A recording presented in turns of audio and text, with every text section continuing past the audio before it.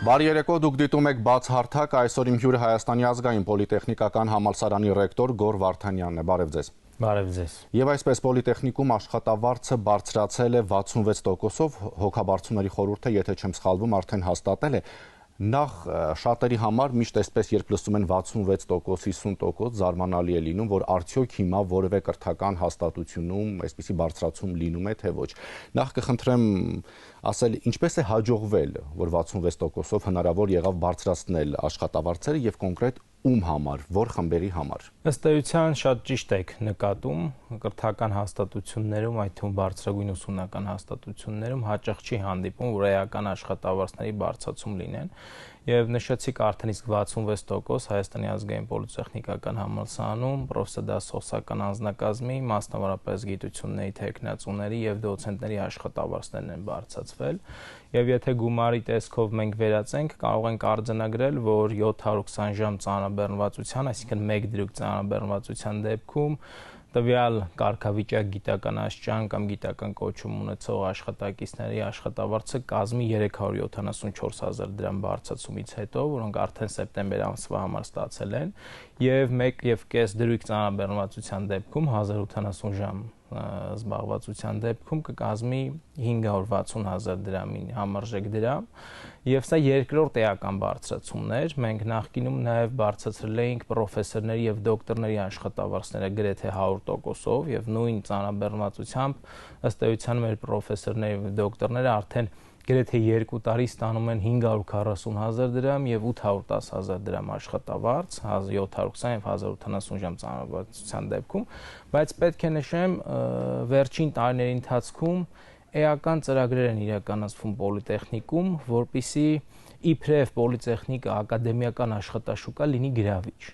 Եվ այդ էական աշխատանքների գործում ներգրաված են մասնավոր ոլորտի մեր գործընկերները եւ շրջանավարտների համայնքը, որոնք էական ներդրումներ են բերում պոլիտեխնիկ, կառուցվածքային, այսպես ասած, պայմանների փոփոխության, լաբորատոր պայմանների փոփոխության, նոր հնարավորությունների ստեղծման տեսքով, որը բերել է ֆինանսների արդյունավետ կառավարման եւ ֆինանսների արդյունավետ կառավարումն էլ թույլ է տալիս այդ էական բարձրացումը իրականացնել։ Ինչ ծրագրերի մասին է խոսքը, պարոն Վարդանյան։ Մասնավորապես պետք է նշեմ, որ արդեն իսկ տևական ժամանակ է Հայաստանի ազգային պոլիտեխնիկական համալսարանի մասնաշենքերի տանիքներին կառուցվում է արևային ֆոտոէլեկտրական կայաններ։ Հիմա թվով արդեն 4 կայանն են կառուցում, արդեն ավարտին կմոտենա 150 կՎտ հզորությամբ արևային կայանի կառուցման աշխատանքները, որը ըստ էության էլեկտրաէներգիայի մեծ խնայողություն է ապահովում։ Եվ էլեկտրաէներգիայի խնայողությունը, որպեսզի պատկերացնեք, ամբողջությամբ այս ծրագրի ավարտելուց հետո համալսարանի համար կկազմի մոտապես տարեկան կտրվածքով 60 միլիոն դրամից ավել խնայողություն։ Այս տարիների ընթացքում ստեղծվել են համալսարանում 2 պաշտոնական լեզվի կենտրոններ, IELTS-ի եւ TOEFL-ի կենտրոնները, որոնց ծառայությունների մատուցման արդյունքում ֆինանսների էական ներգրավում է տեղի ունեցել։ Ամբողջությամբ էականորեն քանակով ավելի քան 250-ից մոտ 300 համակարգչային գույքն է փոփոխվել եւ այդ համակարգչային գույքի փոփոխությունը իրականացվել է բացառապես մեր մասնավոր գործընկերների ֆինանսական աջակցությամբ եւ համալսարանը այդ ուղղությամբ ֆինանսներ չի ծախսել։ Կարող ենք եթե արձանագրենք, ըստ էության այն կարևոր խնդիրները, որոնք պետք է փոփոխվեն եւ լուծվեն կրթական հաստատությունում, դրանք մենք իրականացնում ենք հիմնականում մեր գործընկերների եւ մասնավոր ոլորտի աջակցությամբ եւ համալսարանի միջոցները ըստ էության կառավարվում են ավելի շատ ուղղվում են աշխատավարձային ֆոնդի փոփոխության համար եւ սա արդեն 3-րդ տարին է եւ այս աշխատանքների արդյունքը ըստ էության գրանցվել է։ Տեսեք, ստացվում է, որ մասնավոր եւ բուհ համագործակցությունը շատ լավ արդյունք է տալիս, որովհետեւ երբ որ դուք ասում եք 810,000 դրամ աշխատավարձ, այսինքն դա ավելի քան $2,000 է։ Բայց երբ մենք կողքից լսում ենք, որ այս մասնագետը մի քանի 3 բուհում աշխատում է, 3 բուհում դասավանդում է, բայց իր աշխատավարձը չգիտեմ, այդ 810,000-ի կեսն էլ անգամ չի անում։ Ինչպես է հաջողվում այդ մասնավոր եւ բուհ համագործակցությունը բերել այն մակարդակի վրա, որ այդպիսի աշխատավարձեր են ստանում բուհի աշխատողները, որ դա վարակիչ լինի նաեւ այլ բուհերին, որովհետեւ այնտեղ չեն, այսպես ասած, մտածում այդ համագործակցության մասին, չեն կարողանում համագործակցության եզրեր գտնել, որ բարելավեն բուհի վիճակը։ Տեսեք, շատ ճիշտ եք նկատում, շատ առանցքային է, թե ինչ համագործակցության մասին է խոսքը։ Մեր կողմից նախանշված եւ առաջարկվող բոլոր ըստ էության ծրագրերը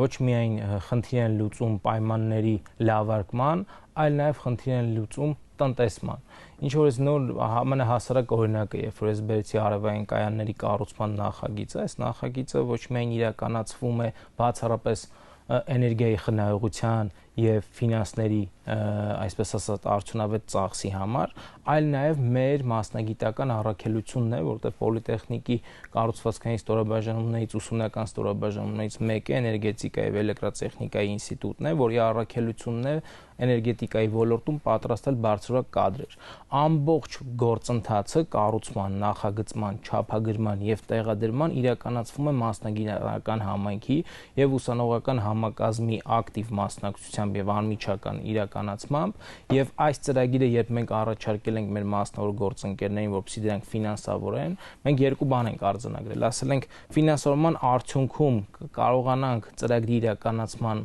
ընթացքում պատրաստել որակյալ կադրեր, ուսանողները ներգրավված կլինեն կոնկրետ ծրագիրը իրականացման մեջ եւ կունենան կիրառական արդեն գիտելիքներ, ոչ միայն տեսական գիտելիքներ, որի արդյունքում կունենա համալսարանը այնպիսի կայան, որը կնպաստի էներգիայի խնայողությանը, կանաչ էներգիայի, այսպես ասած, խթանմանը, կայուն զարգացման եւ կլիմայի փոփոխության նպատակներից բխող եւ կունենանք ֆինանսական տնտեսում, որը կարող ենք ներդնել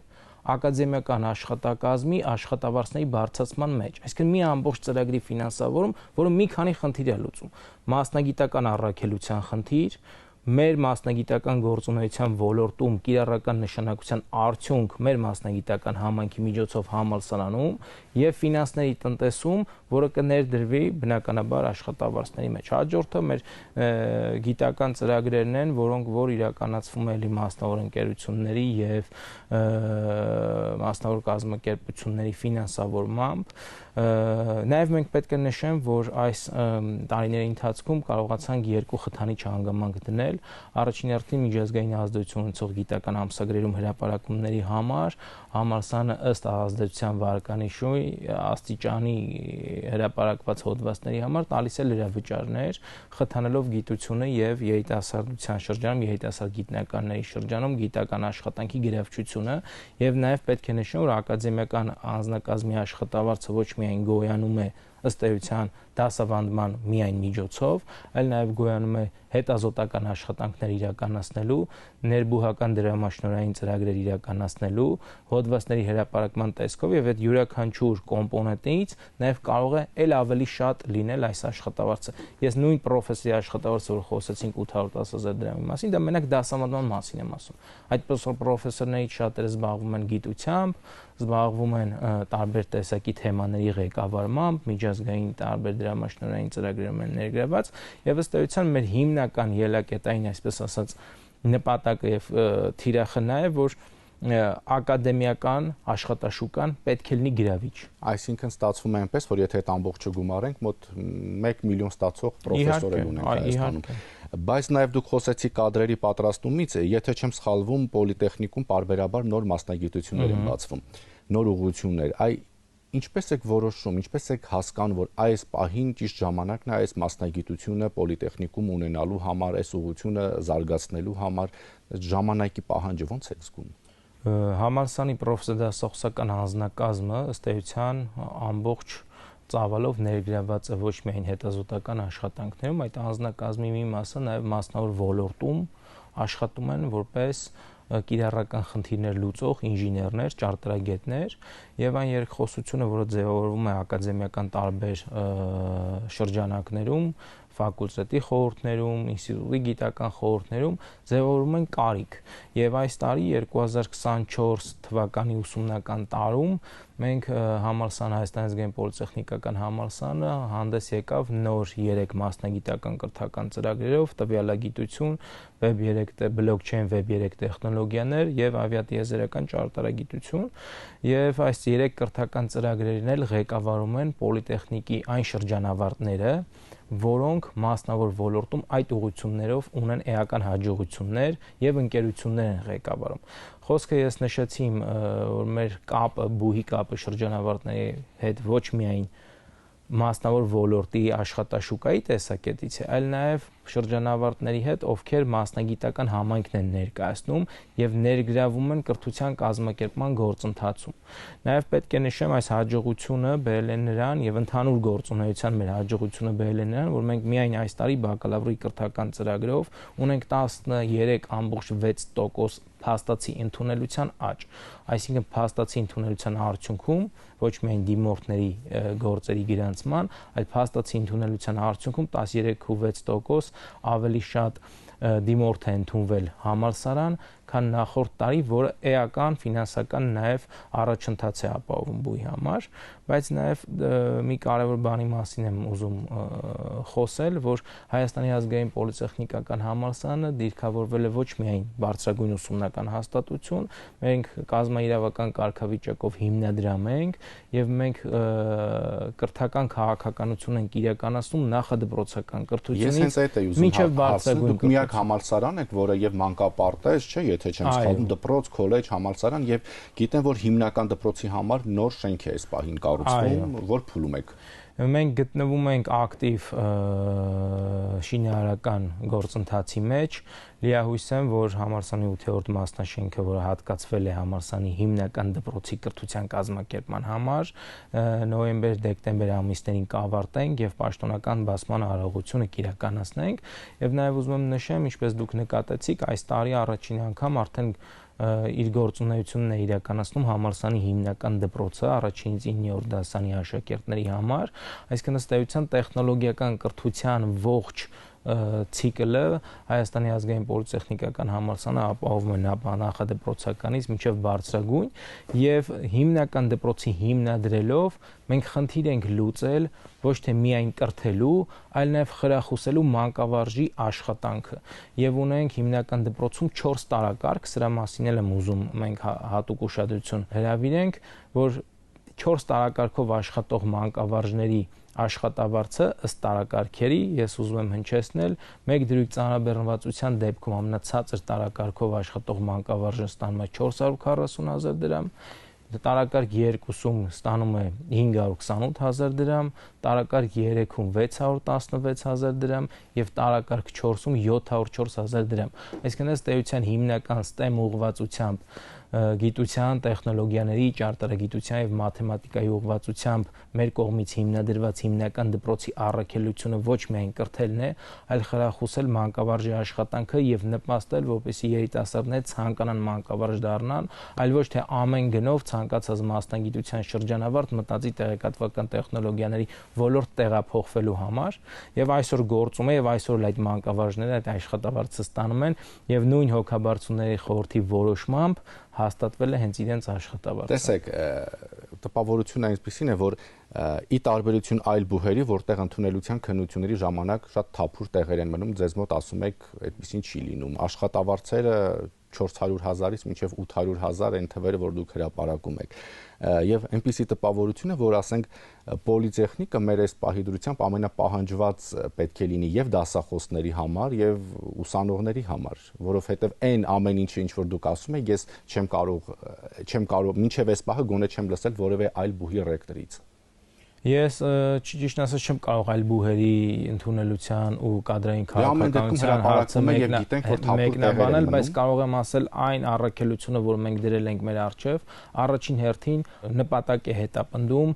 ակադեմիական աշխատաշուկան դարձնել գրավիչ, որովհետեւ դու կարողանաս մրցունակ կադրերի միջոցով մատուցել կրթական ծառայություն։ Ցանկանում եմ ուզում նշել նաև, որ վերջին 2 տարվա ընթացքում ամբողջությամբ վերանայվել է բակալավրի մասնագիտական կրթական ծրագրերի ուսումնական պլանները եւ առարկայական ծրագրերը։ Համալսարանը գտնվում է դինամիկ բարեփոխումների միջազգային համագործակցություն ունեք գերմանական մենք տեխնոլոգիական լավագույն համալսարանների հետ ունենք ոչ միայն թղթով ստորագրված համագործակցություն, այլ ունենք պրակտիկ գիտական եւ միջազգային տարբեր դրամաշնորհների շրջանակներում համատեղ իրականացվող աշխատանքների շրջանակներում համագործակցություն եւ ցանկանում եմ նշել, որ գտնվում այս պահին համալսարանը միջազգային հավատարմագրման ընթացքում, այսինքն միջազգային կազմակերպություն, գերմանական կազմակերպության ASIN-ի կողմից մենք հիմա հավատարմագրման գործընթացի մեջ ենք գտնվում եւ ոչ միայն ինստիտուցիոնալ, այլ նաեւ ծրագրային հավատարմագրման գործընթացի մեջ ենք գտնվում, հաջողությամբ ավարտելուց հետո կարող ենք նաեւ այդ հաջողությունը արձանագրել պոլիտեխնիկի կյանքում եւ պետք է նշել, որ յուրաքանչյուր բարեփոխում, որը տեղի է ունենում համալսարանում, դրա բացառիկ նպատակն է երկու կարևորագույն համայնքի հաջող աշխատանքը ու գործունեությունը ապահովել աշխատակազմի, պրոֆեսիոնալ անձնակազմի եւ ուսանողական համակազմի։ Պարոն Վարդանյան, ինչ անել, որ բուհը զերծ մնա քաղաքականությունից, որ երբևէ բուհերը չքաղաքականացվեն։ Այստեղ դուք օրինակ եք բերում եւ որակյալ կրթության եւ լավ աշխատավարձերի, նաեւ դասախոսների, այսինքն այդ ամեն ինչի շնորհիվ է, որ նաեւ հաջողվում է բուհին հեռու պահել քաղաքական գործընթացներից այս կամ այն փուլում։ Ըստ իս առաջին հերթին պետք է չմտածել քաղաքականության մասին եւ իմ խորին համոզմամբ քաղաքականությունը ինչ որ չափով նաեւ մասնագիտական գործառույթ է եւ յուրաքանչյուր մարդ պետք է առաջնորդվի մասնագիտական գործառույթի նպատակներից ելնելով ակադեմիական կառույցների, գիտական, ուսումնական կառույցների գերնպատակը պետք է լինի իրենց կանոնադրական խնդիրները յուրաքանչյուր օր առավել արդյունավետ իրականացնել։ Խոսքը չի վերաբերում քաղաքացիական հասարակության ձևավորման գործընթացներում կամ քաղաքացիական դիրքորոշում ունենալուն։ Յուրաքանչյուր մարդ ազատ է իր դիրքորոշման մեջ, յուրաքանչյուր մարդ կարող է արտահայտվել, բայց այդ արտահայտումները չպետք է լինեն ակադեմիական գործընթացներում,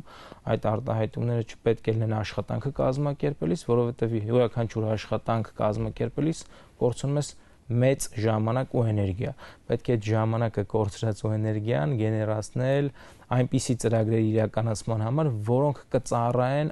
կապահովեն առաջընթաց, պոլիտեխնիկի կողմից առաջ քաշած յուրաքանչյուր ծրագիր ծրագրի իրականացումով մենք ապահովում ենք այդ առաջընթացը եւ պետք է նաեւ մեր հաջողություններից մեկի մասին նաեւ խոսեմ։ Մենք Հայաստանի ազգային պոլիտեխնիկական համալսարանի հիմնական դպրոցում ներդրեցինք միջազգային բակալավրիատի կրթական ծրագիրը, որը որ Հայաստանի Հանրապետությունում առաջին պետական կարգավիճակ ունեցող հիմնական դպրոցն է, որին հաջողել է միջազգային բակալավրիատի դիպլոմա ծրագիրը ներդնել եւ լիցենզավորել։ Այս գործընթացի համար մենք ավելի քան 3 տարի ժամանակ ենք ծախսել, մեր հեղինակային ծրագիրն ենք գրել, մանկավարժական կազմին ենք վերապատրաստել, վերապատրաստումից հետո ամբողջ լաբորատորի ենթակառուցվածքներն ու պայմաններն ենք ստեղծել, անցել ենք մի ամբողջ երկարատև հավատարմագրման լիցենզավորման գործընթաց եւ այս տարի արդեն 11 աշակերտ հնարավորություն ունեցավ IB ծրագրով ուսանելու, ամբողջ ուսուցումը պետք է նշեմ, որ անգլալեզու է, ծրագիրը միջազգային բակալավրիատի ծրագիրն է, աշակերտները համ IB ծրագիրն են ուսանում, համ ազգային ծրագիրն են ուսանում, այսինքն պետք է նշեմ, որ յուրաքանչյուր ուղղությամբ ըստ կրթական աշճանի, կրթական մակարդակի, թե միջազգային եւ թե տեղական, այսպես ասած, կրթական պահանջների ու կարիքներից բխող գործունեության մեջ է գտնվում պոլիտեխնիկը որպես տեխնոլոգիական հիմնադրամ։